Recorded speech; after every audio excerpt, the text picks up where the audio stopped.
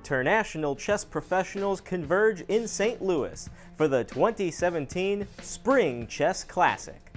Hello chess fans and welcome back to St. Louis. Ben Simon here for the St. Louis Chess Club. This is the second of 4 strong quarterly tournaments we'll have this year that feature international chess professionals. Now this is a bigger event than the last time we brought it to you. We have the regular groups A and B, 2 different 10-player round robins. They'll compete over 9 rounds. But we also have a special bonus for you. We have a 6-player double round robin called Group C. It's actually a little bit stronger than Group B. And we'll tell you all about it as we get going. The 2017 Spring Chess Classic features a combined prize fund of more than 50 grand.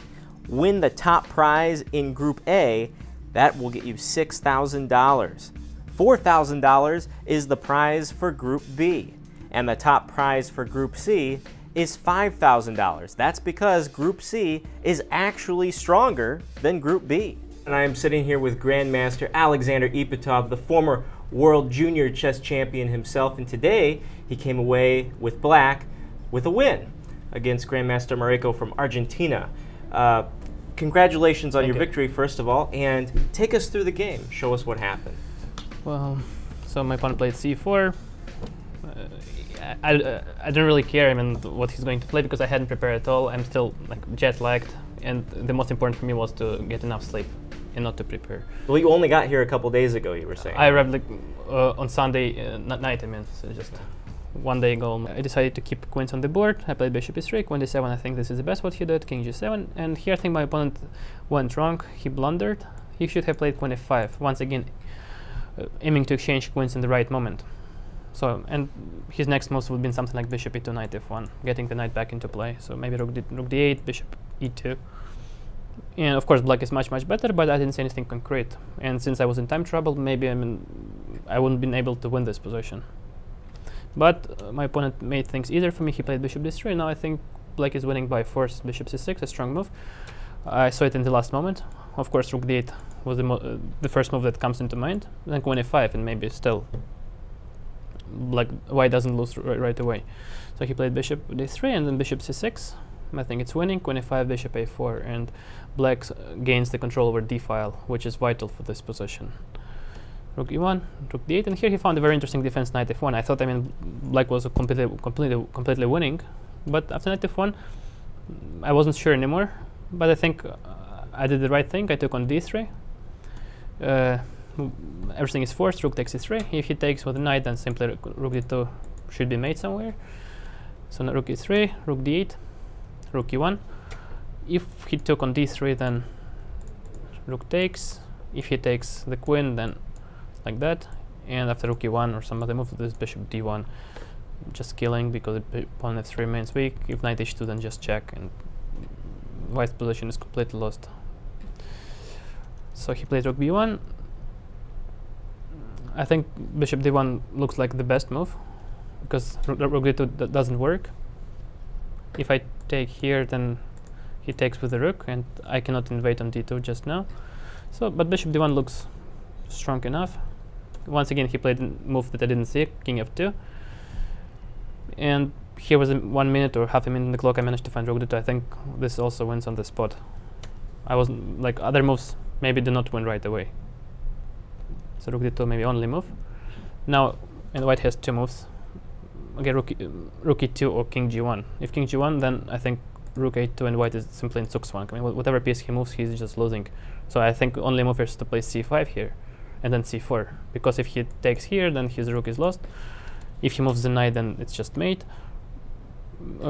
Yeah, so c5 only move, and then I mean, sort of zugzwang. Like maybe rook c3, his only move. Maybe I can play just a5, rook c3, a4. Just completely lost for white. So he played rook e2, but now I can win an exchange, and since we passed time control now, it's very easy with 30 minutes on the clock. I think I played rook d6. It was a good technical move. It was unnecessary to calculate the consequences of queen c1, although I thought it was also winning, like something like king g8. Like I briefly calculated king f2, rook d1, queen e8. I thought that black escapes from checks here. King f, queen f5, king g8, conceding king g7.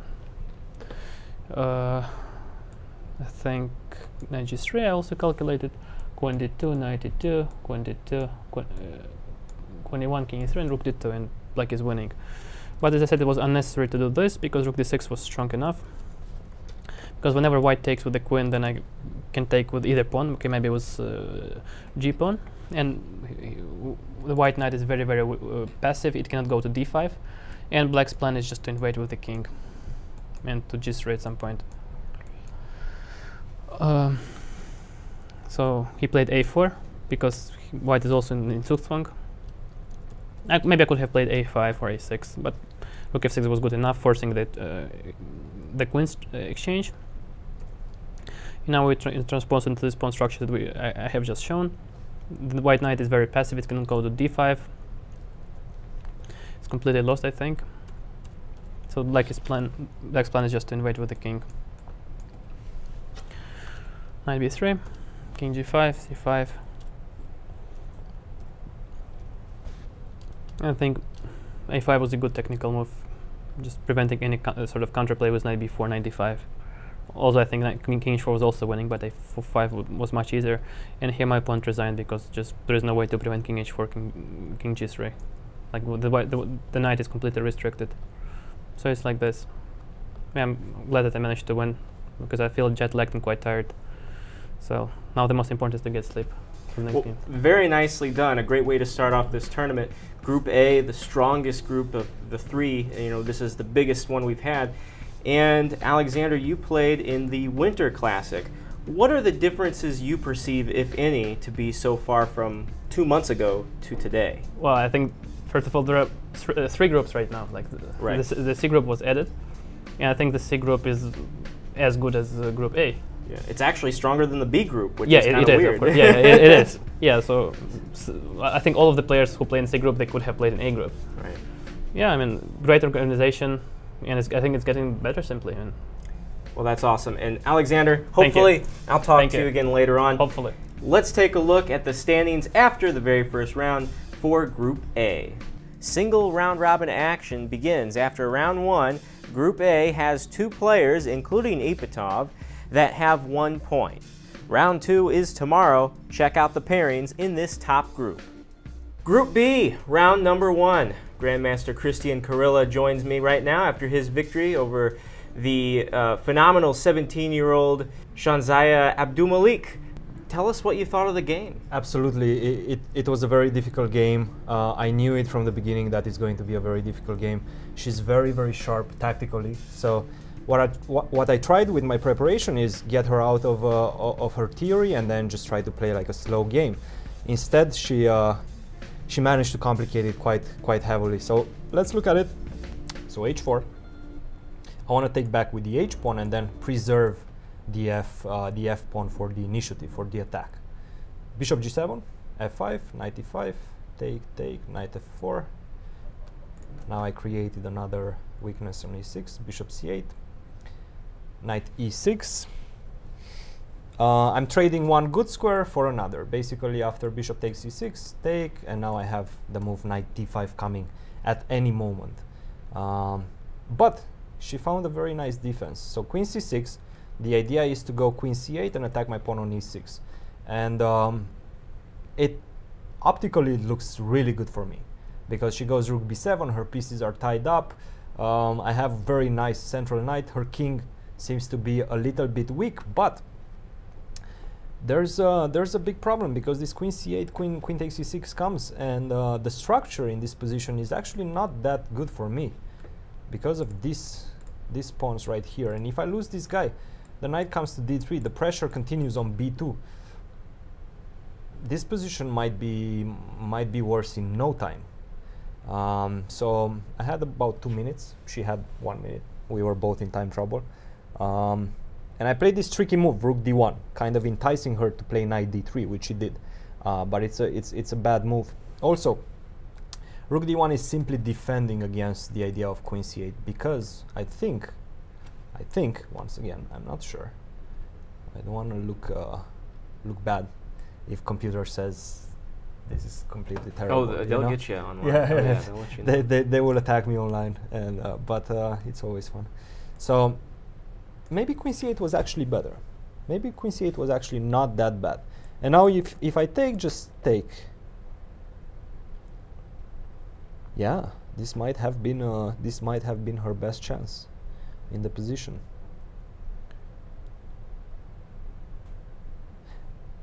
Because now if I go back, then she just castles, and my whole idea of playing against the pawn on e7 with preserving that super strong pawn on e6 is gone. Now the structure is actually favorable for black. So yeah, I guess queen c8 was working. My point of rook d1 was to play against this. Rook takes e7, the sacrifice, and now I assume this should be winning with a weak king. I go rook f1, maybe the other rook on d1. The king is very, very weak, so this should be winning. The problem is, yeah, knight e7, she just takes, queen takes e6. And now if I take here, then she can take, and I'm not very happy in this endgame.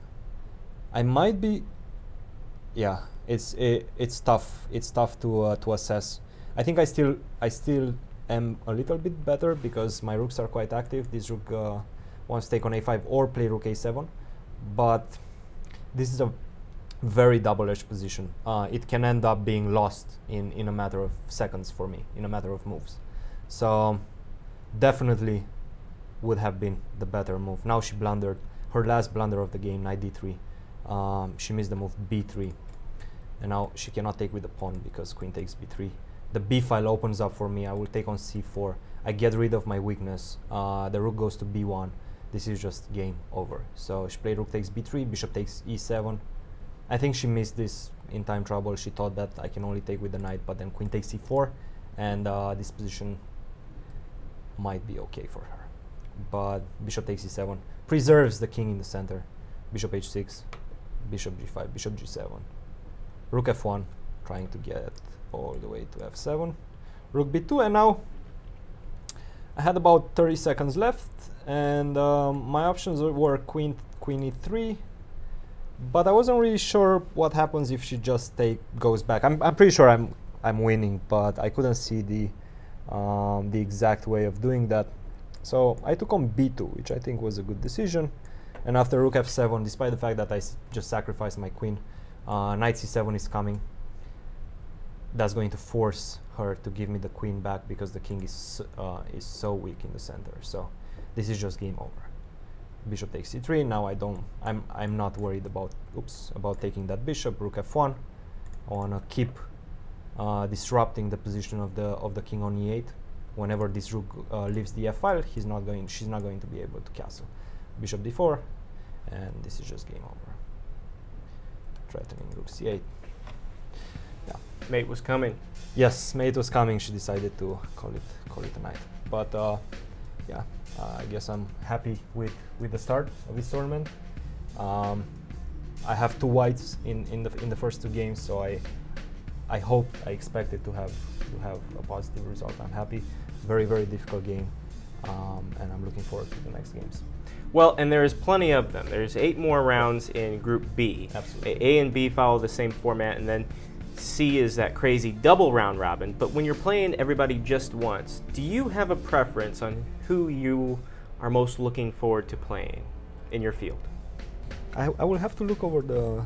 Yeah, it's tough to tell. I would say Nazi because she's a celebrity. She's the former U.S. Women's Champion, so I'm definitely looking forward to a battle on the board with her. That's awesome. One more question before I let you go.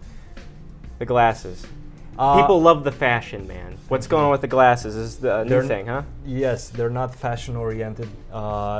They're a need. I need them. I have the prescription for the glasses for a while now, maybe one year and a half. Mm-hmm. But I was just not wearing them, you know. And things got really bad. My vision got really bad. I'm getting blind. So. Well, I'm sorry to hear that. Right. I'm getting slowly. I'm losing my eyesight, but yeah, I will have to wear this from now on. Well, they look good. Thank you. So good luck in the rest of this event. Let's take a look at the standings after just one round in Groups B and C. The Romanian Chirila is joined by Alexander Lenderman and Awonder Liang at the top of Group B after one round. And here are the pairings for Group B Round 2, which is tomorrow at the regular time of 1 p.m. Central. And look at this bunch right here. Group C, the second strongest of the three. All draws today. Tomorrow, they play 2 rounds, beginning first at 11 a.m. Central. This is an odd round tomorrow because Group C has to play 10 rounds altogether. A and B only play 9 rounds, so they squeeze in that extra round tomorrow a little bit early. And for the rest of the tournament, stay with us through Wednesday, May 24th, as every round begins at 1 p.m. with the exception of the final day. See the move by move live as it happens at chess24.com and uschesschamps.com.